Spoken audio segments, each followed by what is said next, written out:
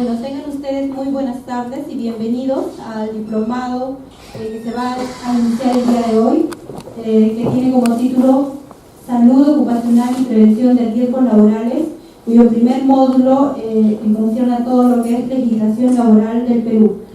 Para este módulo hemos invitado al doctor Giancarlo Zavala González, quien es abogado de profesión, es egresado de la Universidad Privada de Tacna, tiene la especialización de abogado laboral. Dentro de sus grados tenemos tiene el título de abogado, conciliador extrajudicial, perito grafotécnico. Los cargos institucionales, el último cargo que ha obtenido es director de prevención y solución de conflictos laborales con una duración de 3 años. Bueno, vamos a recibirlo con un fuerte aplauso. Bienvenido, doctor. Gracias. Bien, buenas tardes. Vamos a empezar de una vez. Tenemos los principales derechos y obligaciones del empleador y de los trabajadores. ¿Por qué nace esto? Primero, porque el trabajador a lo largo de la historia ha sido abusado por el empleador. Pero también ahora hay trabajadores que dañan de una u otra forma al empleador. Por eso ambos tienen derechos y obligaciones. Para empezar la ponencia, les voy a rogar por favor el celular con el vibrador o apagarlo. También está prohibido dormirse. Si suena algún celular durante la ponencia va a ser sorteado. Bien, continuamos. La relación laboral y sus elementos. Tenemos que son 3 elementos. Cuando nosotros nos hacen un recibo por horarios para un trabajo, por ejemplo, eso no es una relación laboral, ese es un contrato civil que está en nuestro Código Civil. Pero a veces nos hacen trabajar en una institución con recibo por horarios.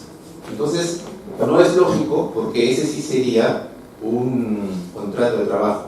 Entonces, ¿cómo saber cuándo es un contrato de trabajo y cómo saber cuándo no lo es?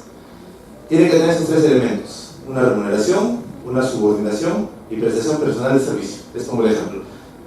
Una mesa, contrato carpintero, ese es un contrato civil, es un recibo por horarios. ¿Por qué? Porque él no va a venir a mi casa a las 8 de la mañana y se va a la 1 de la tarde a hacer la mesa. No me va a presentar un informe diciéndome el estado de la mesa. Yo no le voy a mandar un memorándum contándole cómo quiero la mesa. Con ese memorándum yo estoy acreditando mi subordinación. La remuneración efectivamente sí la hay, es en el acto, no hay que esperar al fin de mes. Y la prestación personal de servicio, es verdad, no estoy haciendo, como le digo, que él venga al centro de trabajo o a mi domicilio a hacer la mesa. Él la puede hacer en su estudio, en su taller y me la trae. Entonces, esa es la diferencia entre el contrato civil y el contrato laboral. El laboral tiene estas 3 características. Si ustedes alguna vez hacen un juicio, fíjense primero que pueden acreditar esas 3 cositas. Que sí tengo subordinación porque me manda un memo y yo informes. Que sí me da una remuneración a fin de mes y una planilla. Y que yo personalmente tengo asistencia a tal hora y a tal hora. Lo acredito con mis asistencias y mi marcado de tarjeta, etc. Entonces ya tenemos claro cuándo es una relación laboral si tiene estos 3 elementos. Sigamos, por favor. A ver. Ahora vamos a definir al empleador. El empleador es justamente el que otorga el puesto laboral a cambio de una prestación, de una contraprestación. Aquí tenemos la definición, ¿no es cierto? El empleador te da el puesto de trabajo a cambio del pago de una remuneración, sueldo o salario, son sinónimos. Bueno, la palabra salario viene pues de la antigua Roma, donde se te pagaba incluso, aparte del dinero, con sal. Un poco de sal para tus alimentos, como no había refrigerador, de ahí la palabra salario. Ahora, al final tenemos una resolución ministerial 249-2010, al final de la diapositiva. ¿Por qué le he puesto? Dice, este empleo debe ser libre y decente. Cuando sale esta resolución, se declara la primera semana de todos los años del mes de octubre, la semana del empleo decente. Es por eso que nosotros como trabajadores tenemos que pelear por nuestro trabajo decente, ¿no? Sin acoso, sin presiones, etc. Más adelante vamos a ver también eso. Y la definición del trabajador. La persona física con edad legal suficiente. Pero los niños también pueden trabajar, sí y no. Hasta los 14 con la autorización del padre y un permiso que se da de la dirección de trabajo, sí podrían. Menos de 14 no. Otra cosa, tiene que ser voluntaria, si no sería esclavitud. E incluso ni siquiera se le da una remuneración, sino a veces solo a cambio de comida o habitación. Trabajo, y es justamente lo que hace el trabajador, actividad humana, libre, por cuenta ajena, productiva y subordinada.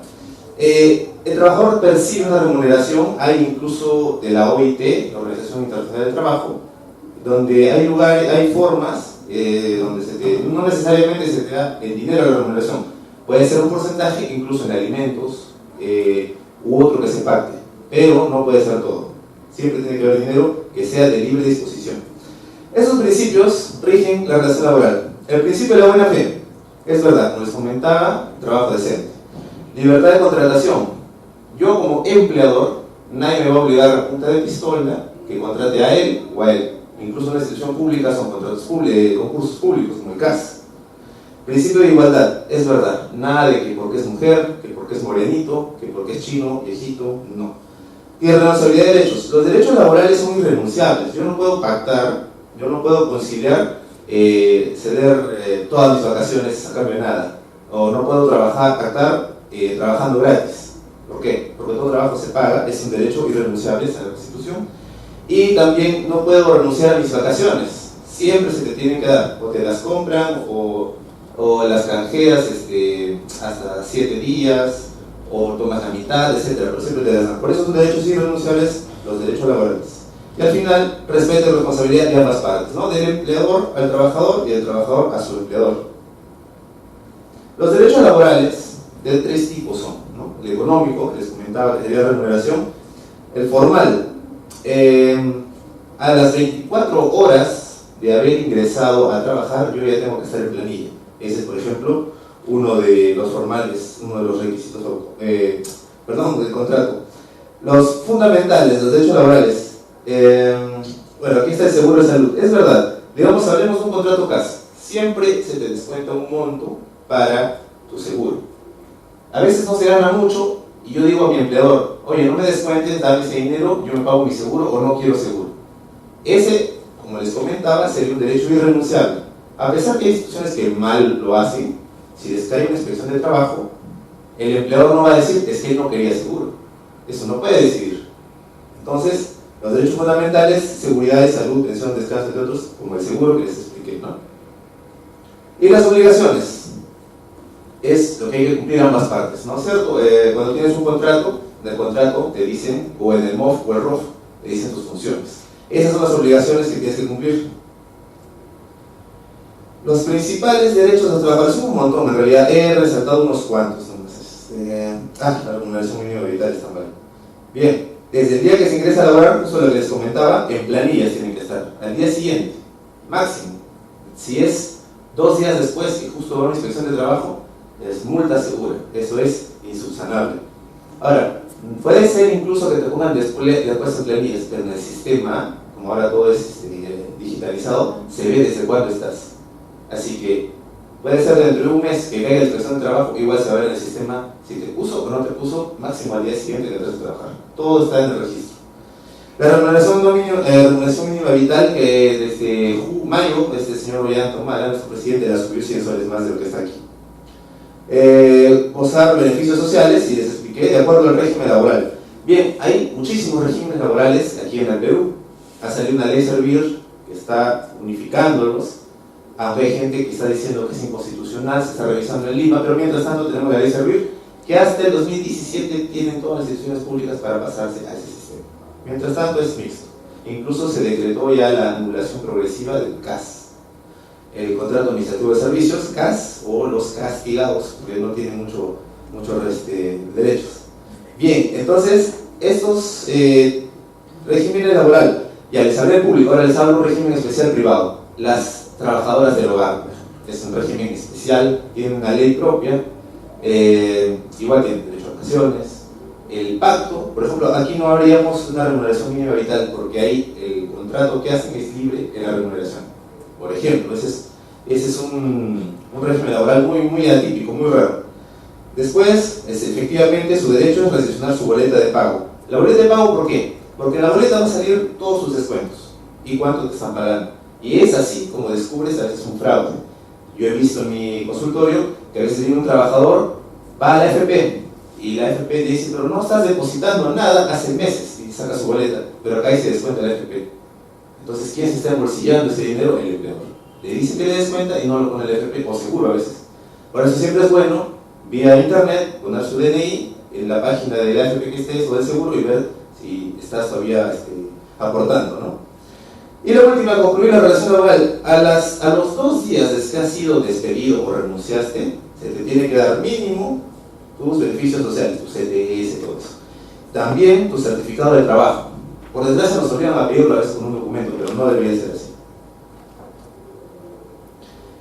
Este es importante. Ahí arriba les he puesto que es el texto único ordenado del Decreto Legislativo 728, que es, por eso está resaltado, respeto a su empleador y compañeros de trabajo y responsabilidad. Ya que vamos a hablar más sobre seguridad y salud, es importante acá también hablar de la responsabilidad, tanto en los equipos, tanto en las capacitaciones a veces que hacen de primeros auxilios, hay que ser responsable, los exámenes médicos, etc. Como dice la siguiente, dejarse efectuar un examen médico. Hay gente que no se deja hacer exámenes médicos. ¿Por qué? Porque saben que están enfermos y saben que no van a durar mucho en ese puesto de trabajo. Así que si les detectan me van a despedir. Así que mejor no pasa por el examen médico. Eso no puede ser. Bueno, la asistencia, puntualidad, cooperación, conservación de equipos, la disciplina y confidencialidad, porque a veces uno tiene acceso a información privilegiada y no puede andarla contando. A ver, por ejemplo en un banco, ¿no? Ahora cuando está este tema de las marcas, no podemos estar contando quién sacó dinero, quién no sacó dinero. El trabajador no debe hacer, aquí está, la primera, resistencia a no cumplir las órdenes. Eso está tanto en el artículo 25 como en el mismo contrato. Es plausible de una sanción que puede ser amonestación escrita, verbal, hasta el despido previo proceso de ley. Para la realización intempestiva de labores. Ahora, esta norma que he puesto, el artículo 102, y esta ley, no es de laboral, sino es de seguridad y salud de trabajo. ¿Por qué le he puesto la ley de seguridad y salud de trabajo? Porque la única forma de la paralización que puede hacerse, la hace el inspector de trabajo cuando va a una obra y ve que es muy inseguro. El inspector de trabajo sí puede paralizar la obra, no los trabajadores. La huelga tiene también unos requisitos de ley, avisar 48 horas antes, dejar una lista de los servicios esenciales, etc. No puede ser intempestiva, como dice aquí. Y tampoco está amparada la huelga blanca. No sé si alguien sabe lo que es la huelga blanca. Es trabajar a ritmo lento. Estoy trabajando, pero a ritmo lento. Tampoco están paradas. Bien, los robos, ir en estado de embriaguez o bajo el efecto de drogas, actos de violencia, son justamente lo que no debe hacerse, ¿no? Son plausibles de sanción. Ya hemos hablado de los trabajadores, ahora hablamos del empleador, sus obligaciones, que también tienen muchas de carácter formal. Vamos a ver. Gracias. El empleador debe cumplir con el pago íntegro y oportuno. ¿Qué ocurre? Tomamos un ejemplo, ya un colegio. En el colegio, los padres de familia, porque no están viniendo los vecinos de Chile, por la paralización, los padres no están captando dinero. Por tanto, no van a pagar las pensiones. Por tanto, a fin de mes, el colegio no va a tener cómo pagarle a sus profesores.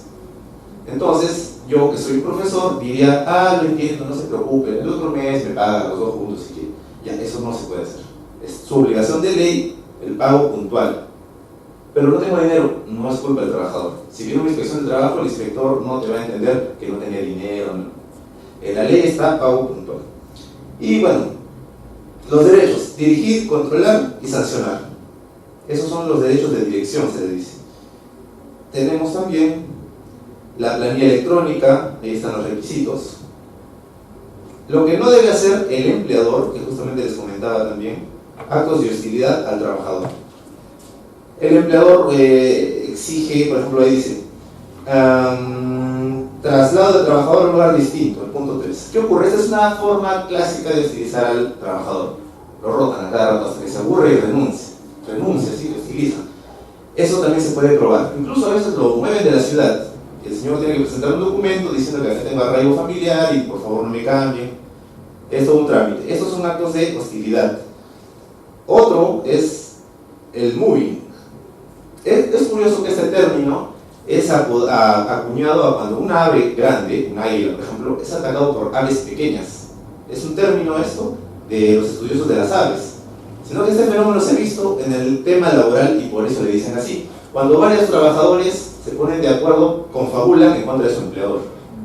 Pero también puede ser el empleador de los trabajadores, y también puede ser entre trabajadores. El moving, que es un acoso laboral, es un acto de hostigación entre ellos, ¿ya? Incluso esto es plausible de generar dolores de cabeza, estrés, problemas de salud, y tiene que ser probado que se les está haciendo este moving. Bueno, un pequeño resumen de lo hablado. Arriba, el señor está sin ningún implemento de seguridad trabajando una sierra. Ahí no hay trabajo decente. Al costado tenemos el acoso. No hemos hablado del acoso sexual, que también es una figura, pero es un acoso. Entonces ahí tenemos al costado.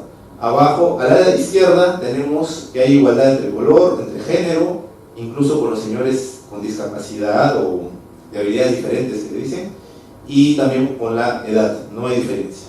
Y en la última tenemos no a la discriminación. Es verdad, hay una norma incluso para no discriminar a la gente con tuberculosis o con SIDA. Las buenas relaciones laborales, bueno, es sencillo.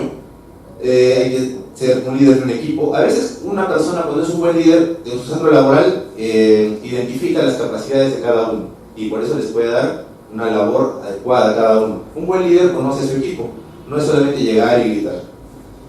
Dar la oportunidad para que todas las personas se conozcan. Es verdad, a veces llega un personal nuevo, nadie lo presenta, es como un fantasma, que llegó y nadie sabe quién es. Y a lo mejor puede ser que vas a trabajar con él más adelante, sería bueno conocerlo. ¿Cómo hacemos nosotros para defendernos, nosotros los trabajadores? En el Estado tenemos esto. Tenemos el Ministerio de Trabajo, que le decimos así mal dicho, porque el Ministerio de Trabajo está en Lima. Aquí regionalmente tenemos la Dirección de Trabajo, la Dirección Regional de Trabajo. Ya. Y en esa Dirección de Trabajo tenemos dos formas. La conciliación administrativa, sobre temas laborales, no voy a ir a conciliar ahí un régimen de visitas de mi hijo. La conciliación laboral, voy con mi empleador, lo citan, es más, incluso si no va el empleador le cae una multa, así que el empleador tiene que ir sí o sí, que es en una UIT. Entonces, voy yo, va mi empleador en la fecha que me hayan programado y conciliamos tal vez el día de pago, o que me entreguen mi certificado, o que me entreguen mis boletas. Lo otro que tenemos, en esa misma oficina tenemos la defensa legal gratuita. Hay varios abogados que te absuelven todo tipo de consultas de forma gratuita, solamente decir y aclararle, pero no solamente a los trabajadores, también pueden ir las empresas, el empleador, perdón. Otra forma de defendernos nosotros los trabajadores es una organización sindical. Los empleadores siempre detestan al sindicato, porque el sindicato, como dicen, su trabajo es molestar, que no es así. Un buen sindicato lo que hace es llevar las necesidades, los problemas, que pueden incluso causar accidentes de trabajo, al empleador. El dirigente sindical representa a sus compañeros, y quién mejor sabe lo que no está bien en la empresa que los mismos trabajadores. A veces te hablan que la maquinaria está mal y el empleador ni sabía, está sentado en su escritorio en el cuarto piso, nunca se va a enterar. Entonces, para eso es sindicato. Bien, entonces hemos hablado de los derechos y obligaciones tanto del trabajador como del empleador. Así que eso sería todo de este tema. Vamos a continuar con otro tema, que es también de suma importancia. Bien, vamos a hablar del tema ahora muy importante, me parece que es neurálgico aquí, la Ley de Seguridad y Salud y su reglamento. De nuevo, la misma recomendación, cuidado con los celulares, cuidado con dormirse, los estoy mirando. Aquí tenemos una serie de normativas, no solamente es una ley en seguridad y salud y trabajo, hay desde la Constitución hasta normas específicas como por ejemplo para la electricidad, para la construcción, etcétera, ¿no? Tenemos incluso, por ejemplo, el sector pesquero, muchísimas normas que han salido, la norma técnica G50, la última, que es básica para la construcción. Uno va a trabajar en la construcción de un edificio, tiene que saberse la norma G50 al dedito. Vamos a hacer un ejemplo con este iceberg. Lo general que piensa la gente cuando hay un accidente laboral, solamente piensa en dos cositas: la lesión y la enfermedad. ¿Qué voy a gastar yo, empleador? ¿Qué voy a gastar? En médicos y la compensación económica, pensarán. Pero no, este es un iceberg y es mucho más grande por debajo que lo que se ve. Lo que no están pensando los empleadores es que ese no es el único gasto o problema que vas a tener. Aparte de eso, en la parte de abajo del iceberg vemos cosas como la mala imagen de tu compañía que va a tener. O sea, si eres un empleador, nadie va a querer contratar con tu empresa. Se pueden dañar herramientas. Capacitar a un personal nuevo que lo reemplace al trabajador. Ahí pierdes tiempo también. También, incluso a veces se puede, no solamente lastimar él, se pueden lastimar varias personas porque no se arregló el problema. Y son muchas más. Por eso le digo que es como una isla. Un montón de gente piensa solo lo de arriba y no lo de abajo. Por eso es importante la seguridad y salud en el trabajo. ¿Qué ocurre con la seguridad del trabajo? Promover una cultura de prevención de riesgos laborales. A nosotros nos explicaron una vez en una capacitación que los vecinos de Chile tienen un adelanto de casi 14 años en la cultura de prevención. Incluso en los colegios se les enseña a los niños al entrar a cualquier edificio, ya están programados por ese chip, pero detectar las zonas de peligro. Por ejemplo, aquí donde estamos ahorita, los invito a miren derecha e izquierda si hay alguna señal de peligro. Como pueden ser pues, los cables donde no se tropiezan, por ejemplo, ¿no es cierto? Hay equipos eléctricos susceptibles a un cortocircuito, un incendio, no hay extinguidor. Por ejemplo, algo así, ¿no? A eso se debe esta cultura de la prevención que necesitamos nosotros cultivarla. Es cierto que es deber del empleador el deber de prevención. En el título preliminar de la Ley de Seguridad y Salud del Trabajo te explica, bueno, te dice a quiénes sujetos protegidos, bueno, la segunda diapositiva que viene, me estoy adelantando. Pero en resumidas cuentas, sujetos protegidos son todos los que estén dentro de la obra o la institución. En resumidas cuentas, pero en la norma sí te detalla. Efectivamente, el Estado hace fiscalización y control, por ejemplo, el tema de las inspecciones que les comentaba, y los trabajadores a través de sus organizaciones sindicales también participan. Estos son tres ejes muy importantes.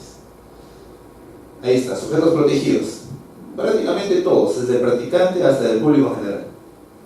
Ahora, para la gestión de seguridad y salud del trabajo hay que tomar en cuenta esto.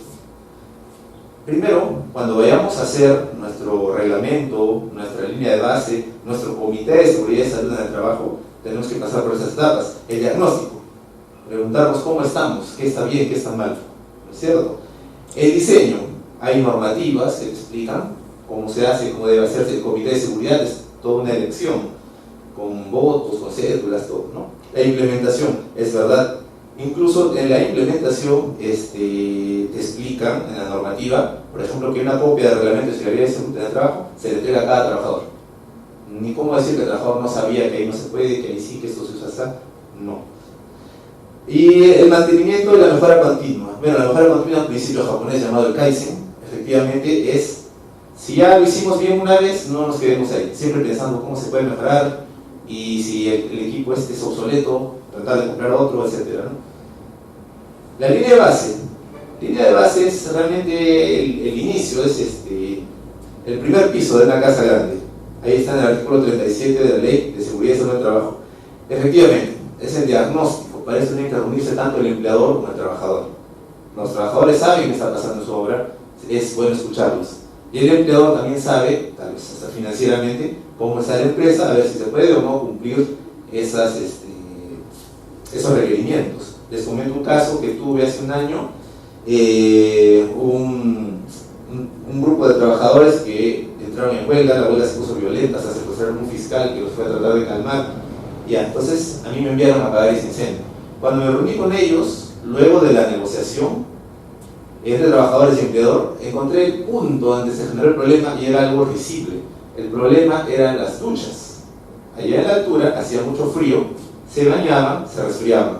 Iban donde el doctor les daba el caso médico, entonces el empleador se estaba quedando sin trabajadores, los despedía para contratar a otros. Empezó la huelga, no les hicieron caso, cayó el fiscal, destruyeron no sé qué cosas, se puso violento. Lo único que tenía que haber hecho el empleador era poner una terna. Y se evitaba tanto problema salir a las noticias, todo. Por eso les digo que la línea de base es importante. Si hubiesen hablado con los trabajadores, hubiesen dicho, ¿saben qué? Nos estamos resfriando, pongan una terna. Y trabajaban todos tranquilos y se ahorraron muchísimos problemas. Es por eso la importancia de la línea de base entre ambas partes. Aquí tenemos en amarillo el empleador en consulta con los trabajadores y sus representantes. ¿Ves? Ahí está. La política de seguridad y salud por escrito. Eso tiene que tener la política de seguridad y salud. Entendible, específica, apropiada de la naturaleza. No vamos a hacer un modelo o que un ingeniero o un abogado te vendió uno que usó en un colegio para un hotel. Son completamente diferentes. Ya. El sistema de gestión de seguridad y salud. Ahí están los artículos y el reglamento. Lo importante aquí en la organización es que todo empleador organiza un servicio de seguridad y salud en el trabajo. cuya finalidad es preventiva. Les explicaba al comienzo que el empleador, el jefe, es el responsable de todo. Pero la norma, con una breve modificación que más adelante vamos a ver, la norma dice que sí, efectivamente uno puede delegar esa función. Hasta puedes contratar un privado que te haga el estudio de base, te identifique las zonas de peligro, qué sé. Pero eso no exime responsabilidad. Si algo pasa, el empleador no puede decir, no, yo le encargué a él, a esa empresa. No. Eso es clave. Ahí está, él puede delegar las funciones, pero lo que no está aquí, que estaba en la norma de la modificatoria, es que igual no hay escape a su responsabilidad. Responsabilidades y funciones del empleador.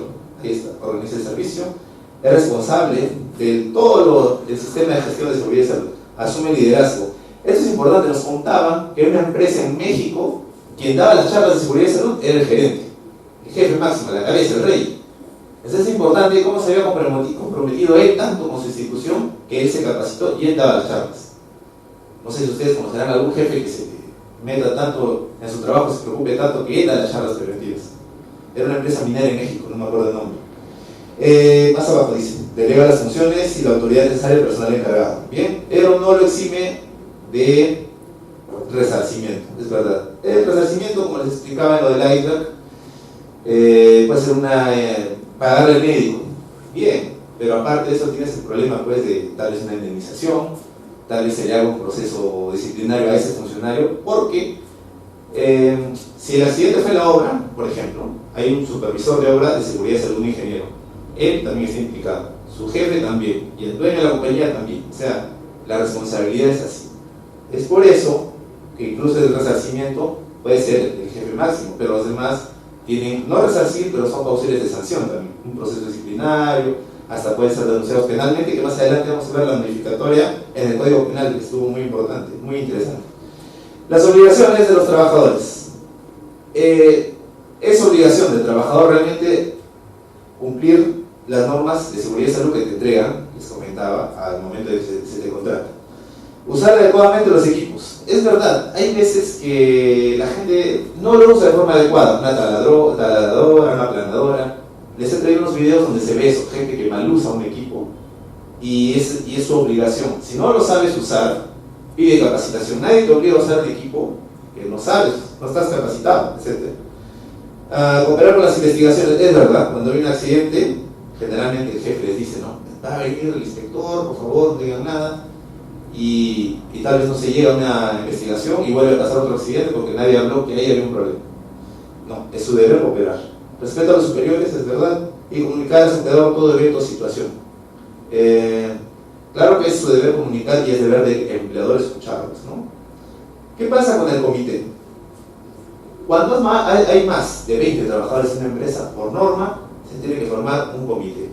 Si son menos, se forma un supervisor. Es así de sencillo.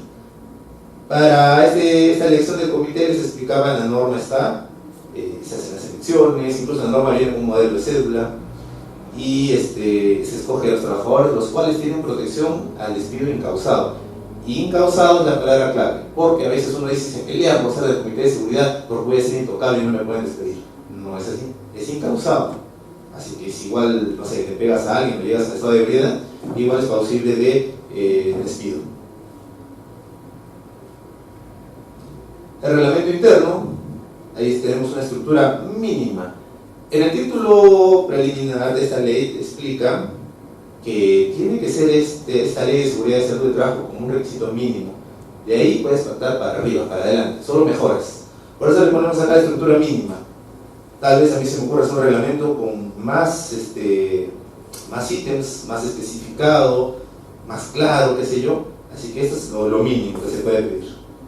Siempre hablamos eso es peligroso o eso es riesgoso. Aquí está la diferencia cuando algo es peligro y cuando algo es riesgo. Riesgo es una probabilidad y el peligro es cuando ya pasó, ¿no? Es la situación que puede causar un daño. Ahora, vamos a hablar del IPER-C. ¿Qué cosa es el IPER? Identificación de peligros y evaluación de riesgos y control. Es como la línea de base, pero ya más especificada. Tenemos que ver qué peligros hay. Entonces, acá tenemos este muro que el empleador construye para que estos agentes físicos, químicos, biológicos no dañen a su trabajador. Les he hecho unos pequeños ejemplos de esto que estoy comentándoles. Aquí está. Factor de riesgo, digamos físico. ¿Qué puede ser, no?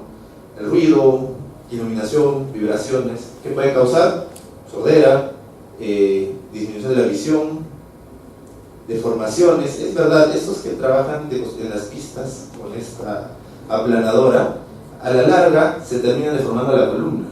Por eso es bueno rotarlos. Tenemos, por ejemplo, factores psicológicos, ¿no? El acoso, que te genera estrés, depresión, ¿no? Ergonómicos. Incluso hay una ley solita de ergonomía, donde te explica cuánto peso se puede cargar si eres hombre, si eres mujer, cómo tiene que estar, incluso las sillas. No sé si ustedes algunos se han percatado si las sillas en las que trabaja es ergonómica o no lo es. Sería bueno eso también, implementarlo con un comité de seguridad y salud. Acto inseguro, condición insegura. En esas definiciones nosotros tenemos una pequeña diferencia. Un acto inseguro es transitar por lugares peligrosos y una condición insegura es falta de orden y limpieza. Ambas son fáciles de prevenir. De esas definiciones que estamos leyendo, les tengo aquí un ejemplo. Por ejemplo, tenemos esta señora bajando y no hay pasamanos. Tenemos a este señor donde dice no fumar, fumando. Aquí arriba no está completamente asegurado, puede caerse, alguien está encima de lo que se está transportando, está fumando, hay gasolina, entonces pueden resbalar, etc. Esas ahí hay condiciones y actos inseguros. Por ejemplo, está falta de limpieza y orden. Siguiente. Ahora, en este orden son las medidas de protección. Primero, tenemos que eliminar todos los riesgos. Para eso se hace el estudio de línea de base que les comentaba. Sustitución de la fuente que genera el peligro. Puede ser, yo que sé, un enchufe que esté chispeando. Cambiemos el enchufe. ¿Ya? Controles de ingeniería, bueno, esto ya requiere a un personal ya más capacitado. Controles administrativos, es verdad, a veces también se puede derrotar a alguien, tal vez tiene un defecto de la visión, no es adecuado para ese lugar, se lo rota, ¿no? Dotación de equipos personal, los EPPs, que le decimos, el EPP que es su casco, que son sus lentes de seguridad, botas, etc. Estos son los registros obligatorios. Tenemos nosotros el registro de charlas, de capacitación, de simulacros y de entrenamientos. Aquí están, los registros obligatorios. Ahora, esos registros obligatorios tienen un tiempo de conservación también por norma. Por ejemplo, en enfermedades ocupacionales se conserva mínimo 20 años. ¿Por qué tanto tiempo? Porque las enfermedades ocupacionales no pasan de un día a otro. Por ejemplo, alguien que trabaja en la mina, cortando piedra, por ejemplo, aspira ese polvo y a la larga le causa silicosis, que es la petrificación del pulmón. Entonces, por eso es que este registro, cuando él tal vez demande a la empresa, al ver ese registro se va a ver que el señor trabajaba ahí y no le ponía mascarilla. Entonces, por eso se guardan 20 años. Es un ejemplo. Lo que les comentaba, al trabajador se le tiene que dar el reglamento de seguridad y salud, por ejemplo, ¿no? Ni bien te contratan, te dan el reglamento de seguridad. O en el peor de los casos se deja también en lugar accesible. He visto que suele poner como una especie de repisa y ahí está el anillado para que lo revisen en cualquier momento, cualquier duda que tengan. Bueno, les comentaba, de 20 o más trabajadores tiene que tener su comité y por supuesto su reglamento. Ese es el contenido mínimo de ese reglamento. Como les explicaba, de menos no se puede, de más sí se puede.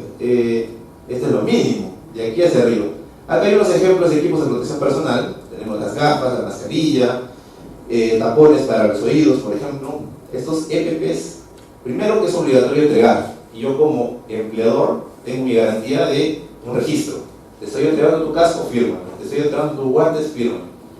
A pesar de eso, el supervisor de seguridad tiene que ver que los use, porque es su función también. Bueno, este es el tema cuando hay un accidente de trabajo. Aquí tenemos cómo se investiga y cómo la ficha debe llenarse en ese orden. Aquí tenemos unas modificaciones que hubieron el año pasado, donde ya hay auditorías que empezaban el 1 de enero de 2015 y ya estamos. Ahí están cada cuánto, 2 años, 3 años se hacen las auditorías. Parte importante de esta exposición es la responsabilidad penal. El artículo 168-A del Código Penal, antes de la modificación tenía 4 ítems. En el punto 4 decía justamente trabajar, o sea, era posible de penalidad del empleador, trabajar en lugares con poca higiene o seguridad. Ha sido modificado y ahora este artículo está más específico y ahora hay, ¿cómo decirle?, más importancia al tema de la seguridad y salud. Dice así: el que, infringiendo normas de seguridad y salud en el trabajo, estando legalmente obligado, no adopte medidas, pena no menor de 2 ni mayor de 5. Pero abajo dice, si hubiese muerte, no menor de 5 ni mayor de 10 años. Legalmente, más de 4 años ya es cárcel efectiva. Así que en el caso de muerte es cárcel sí o sí. En el caso de infringiendo las medidas de seguridad y salud, bueno, puede ser 5 años cárcel o menos, ¿no es cierto? Ahora, ¿qué ocurre? Dice el que infringiendo las normas. Acá el que, entonces la norma no te dice quién, no te dice el empleador, por ejemplo, pero se sobreentiende el que, estando obligado. Les comentaba que la ley de seguridad y salud del trabajo, el responsable de todo es el empleador, dueño de la obra, dueño de la casa, dueño del edificio. Ahora, ¿qué ocurre? Es delito también cuando previa notificación por parte de la autoridad del trabajo no adopta las medidas previstas. ¿Qué ocurre? La inspección de trabajo no siempre sanciona, también hacen inspecciones de orientación. Te puede hacer un simulacro de inspección. Van, pero no te van a multar, pero te dicen eso está bien, eso está mal, regla, lo que. Pero si es que hubiese una inspección y te dan medidas para corregir y no lo haces, es infracción también. Continuemos con este artículo. Lo que ocurre con este artículo es, a partir de ahora, los empleadores tienen que ponerle más importancia al tema de seguridad y salud porque hay pena de cárcel. Pero a veces nunca faltan los que te dicen un principio que se llama no bis idem, que es nadie puede ser sancionado 2 veces por la misma infracción o pena. Dicen, pero ya me hicieron un proceso disciplinario, un proceso administrativo en mi trabajo, porque ahora penalmente también tengo que pagar. Pues son cosas completamente diferentes. Les digo desde ahorita, no hagan eso, no funciona, ¿cierto? Mejor es prevenir. Lo otro que sí puede pasar, es la excepción a este articulado, es que hay que comprobar fehacientemente, no admite duda, hay que comprobar fehacientemente que la culpa fue del trabajador. Yo le di los implementos, yo lo capacité, yo lo supervisé, y aún así se accidentó porque yo qué sé, tuvo la culpa, vino borracho, se durmió, no sé. Entonces, es la única forma en que yo, el empleador, me saldría de la cárcel, comprobando fehacientemente que el trabajador fue el responsable. Incluso, acá tenemos un acuerdo plenario que les he colocado, 007-2009, donde habla un poco de esto. Claro que es mucho anterior a la norma. Abajo está: se excluye la responsabilidad penal cuando el accidente es producto de inobservancia de las normas por parte del trabajador. Está en el último renglón. Acreditado con medio probatorio idóneo. Muy aparte de eso, tenemos la responsabilidad civil. Les comentaba, no solamente es la cárcel o pagar el médico, la clínica, sino la responsabilidad civil. Tenemos acá que de todas maneras hay que resarcir al trabajador. Bien, acá hay una norma pequeña que modificó varias cositas de esta ley de seguridad y salud, pero la más importante es la última. Por el plazo de 3 años, 2014, así que hasta el otro año es, pues, todas las multas no serán mayor al 35%. ¿Por qué? Primero que nada, esto salió con esto que le llamaban el paquete de Castilla, que era una serie de normas de desaceleración económica. Afectó varios sectores y también el tema de trabajo. ¿Qué ocurre? Puede ser la multa más adelante vamos a ver también las multas han subido bastante. Puede ser la multa más cara, la multa más grave, la multa más importante, pero hasta el próximo año no puede pasar de 35%. Estábamos hablando de las multas hace rato, ahora les voy a explicar. La fiscalización laboral hecha a cargo de los inspectores de trabajo tiene estas características. Primero, ¿cómo se origina una inspección? Ahí tenemos orden de autoridad competente. ¿Qué ocurre?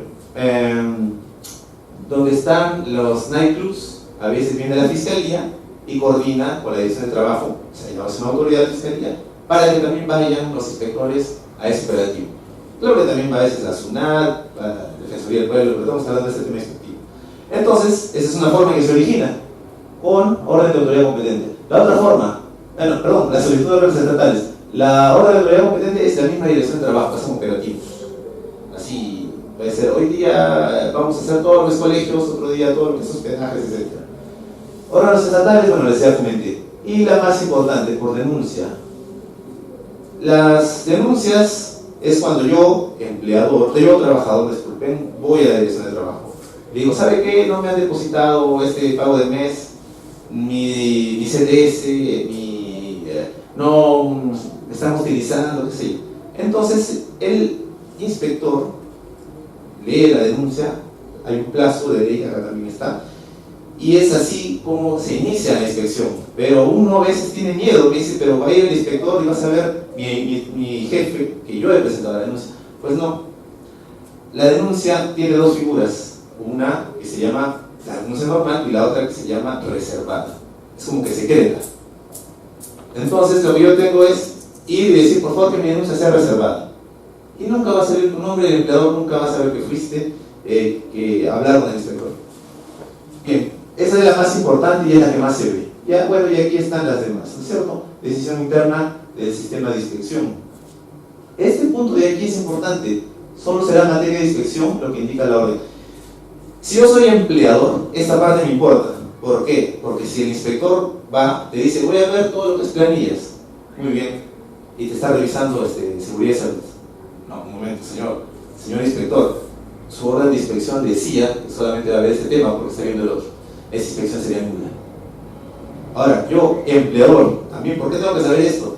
Porque tal vez no está yendo el inspector por lo que yo le pedí. Yo quería que vea mis derechos laborales de esta manera y está viendo otra cosa. Por eso le digo que es importante. Solo será materia de inspección lo que indica la orden, así que hay que ver bien esa orden cuando vaya el inspector. Les comentaba acerca de la inspección, lo que es aconsejar, advertir. Hay dos tipos, pues. La inspección o orientación, que sería esta, digamos la saludable, la menos violenta, y la otra que seas con multa, ¿no? Aquí tiene facultades.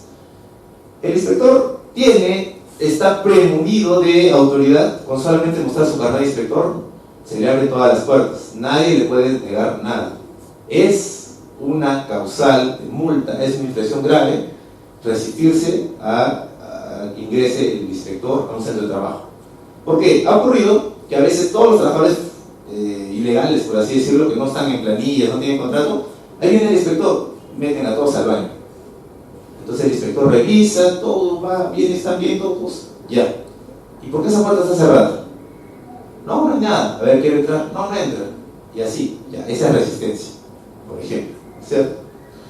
Hacerse acompañado durante la visita. Bueno, incluso los trabajadores o el sindicato y el empleador pueden acompañar al inspector. Y bueno, y lo demás, hacer mediciones, tomar, sacar muestras, incluso el inspector toma testimonios. Bueno, tres tipos de inspección: de inspector auxiliar, inspector de trabajo. Este es para más de 100 trabajadores. Bien, acerca de los plazos y cómo se hace la inspección. Pueden ser un inspector, pueden ir varios, tal vez la empresa es grande y tiene muchos trabajadores. Se pueden acompañar también de otros profesionales. Y el plazo máximo es de 30 días. Ahora, el servicio inspectivo, al menos aquí en Tacna, tiene 6 inspectores. Según un censo que se hizo de INEI, que se publicó en Lima, deberíamos tener para la población de Tacna casi 28 inspectores. Así que estamos un poquito, digamos, cargando a los trabajadores inspectores de mucho trabajo porque reciben denuncias a cada rato, así que no esperemos que salga rápido. Tampoco tenemos por qué esperar, mañana pido la inspección, mañana. Si es hasta el último momento, les estoy avisando, demora. No porque el inspector sea incapaz, sino porque tiene mucha carga. Aquí tenemos un ejemplo de la visita. Ellos también revisan, toman apuntes, le preguntan al trabajador desde cuándo usted trabaja, bajo qué modalidad, le dan todos sus derechos, tiene algo que reclamar, etc. Y él anota todo, ¿no? Aquí está, al Comité de Seguridad y Salud, representante de los trabajadores.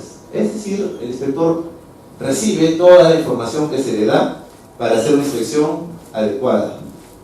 Les comentaba hace rato el tema de los trabajadores que no pueden hacer paralizaciones y les puse un articulado de la ley de seguridad. Acá tenemos un inspector paralizando una obra insegura. Solo la puede hacer el inspector de trabajo con un riesgo grave o inminente, por ejemplo. Y el empleador, aquí abajo, por causas objetivas y justificables que están en la norma, y que incluso hay que hacer un trámite, hay que comunicar al Ministerio de Trabajo que se va a paralizar, incluso, y esa es sanción de multa también, incluso tiene un tiempo, tiene un trámite eso. Si voy a paralizar mi obra. ¿Qué pasa durante la inspección? Tenemos el requerimiento de comparecencia. Cuando va el inspector al lugar de trabajo, entrega una hojita y te dice que estos documentos requiero para tal día a tal hora. Ese es. En el peor de los casos, salvo que queda pendiente, hay hasta 2, pero generalmente la primera nomás ya trae toda la documentación. Porque nunca falta el mal empleador que a veces tiene documentación oculta. Entonces, no, ese documento lo tiene el contador que ha viajado a Lima, dice. Ya, ese es cuento. Pero igual se le puede volver a pedir. Y la comprobación de datos. Es verdad, a veces usa información para el SUNAT. Incluso existe el que ya es delito, tener doble libro contable. Entonces aquí el inspector, al comprobar, ya daría cuenta incluso al Ministerio Público, a la Fiscalía, ese ya es un delito. Ya, ahí lo que les comentaba. Se notifica en la misma obra a cualquier trabajador. Representación ante la autoridad administrativa del trabajo. Ahí está. Poderes. ¿Qué ocurre? A veces hay comparecencia y viene alguien y no tiene poder. ¿Quién es usted? El administrador de la empresa. Ya ve su poder que puede venir. No, no tengo. Se toma como inasistencia. Y la inasistencia tiene multa. Para la comparecencia hay una tolerancia de 10 minutos. Sale el inspector, grita el nombre de la empresa 3 veces. No viene, pasados los 10 minutos se hace un acta de inasistencia y ese ya es una multa. Ya, aquí están como es la ficha de la verificación de accidentes de trabajo. Ahora, cuando hay una infracción, el inspector puede hacer un requerimiento. Es lo que les comentaba hace rato cuando él te dice que subsanes. Y a pesar de que dice que subsanes, no ha subsanado, ya es multa, porque estabas avisando. Aquí está abajo. No cumplir la obligación sobre la vulnerada, no cumplir con el requerimiento efectuado por el inspector. Cuando sale la resolución de multa imponiéndola, ahí dice eso. No cumplir con el requerimiento efectuado por el inspector. Este es un acta de infracción, un modelito que les traje. Solo la primera hoja, generalmente tienen 2, 3. Entonces, hechos constatados, calificación con expresión. Este punto 2 es también causal de nulidad del acta. Es decir, si ustedes son la empresa y les llega la infracción y no está así, no te dice tal falta está en tal artículo, tal falta está en tal artículo, solamente pone las faltas, o solo te pone el artículo, no debe hacerse ese acta, estaría mal. Esto es lo que debe contener. Si faltase uno de esos, es nula.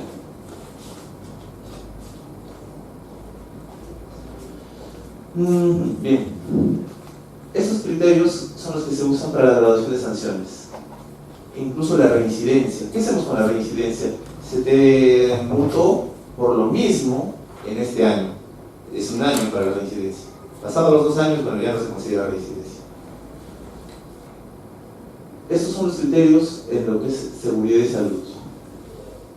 Por ejemplo, cuando veamos ahorita la tabla de multas, cuando es una infracción contra seguridad y salud, generalmente se toma que son todos los trabajadores afectados, no es uno solo, todos. Por ejemplo, no tener reglamento de seguridad y salud. ¿Cuántas personas son las vulneradas con eso? No se puede contarse todas, porque no tienen reglamento de seguridad, por ejemplo. Y el procedimiento sancionado, una vez emitida el acta,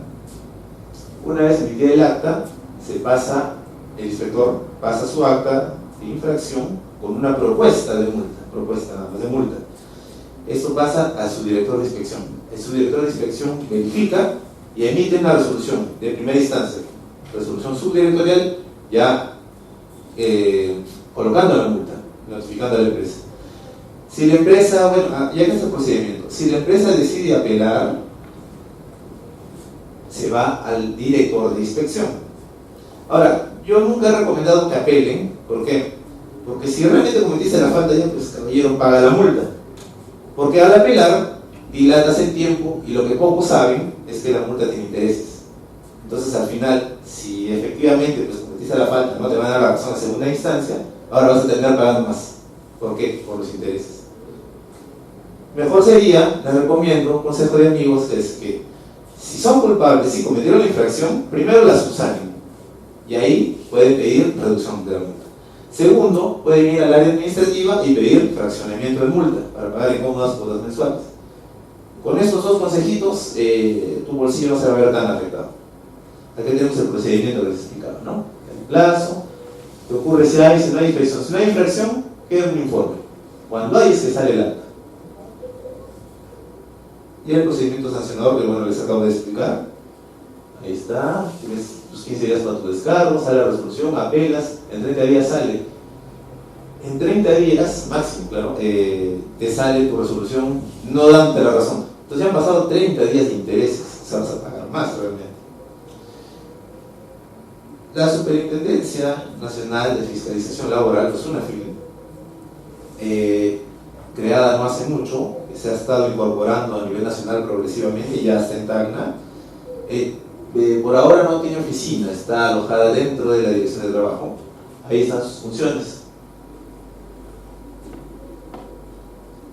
Esto de las microempresas es lo que no ve la SUNAFIL, es lo que ve la Dirección de Trabajo.